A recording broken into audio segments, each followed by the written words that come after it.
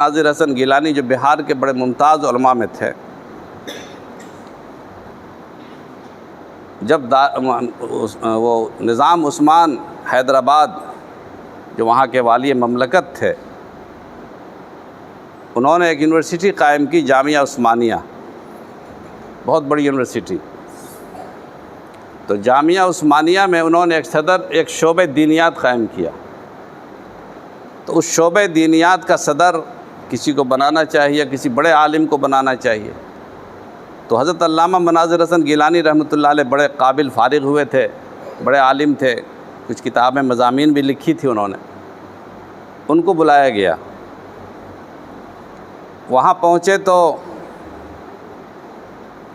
عثمان علی خان جو تھا، جو مملکت کا سربراہ تھا، وہ تو راضی ہی تھا، ان کو بلانے ہی والا تھا۔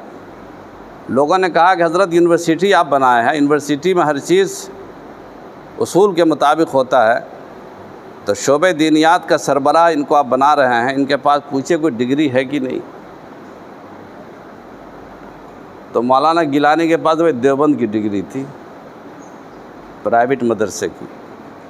تو پرائیویٹ مدرسے کی ڈگری تھی اور اتنی بڑی یونیورسٹی کے ایک صدر شعبہ دینیات بنانا ہے۔ کہا میرے پاس تو کوئی ڈگری نہیں ہے، ان کو معلوم بھی تھا کہ ڈگری نہیں۔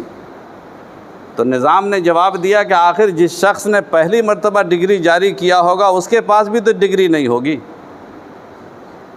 تو ہم لوگ سمجھو کہ آج سے اس ڈگری کا آغاز کر رہے ہیں۔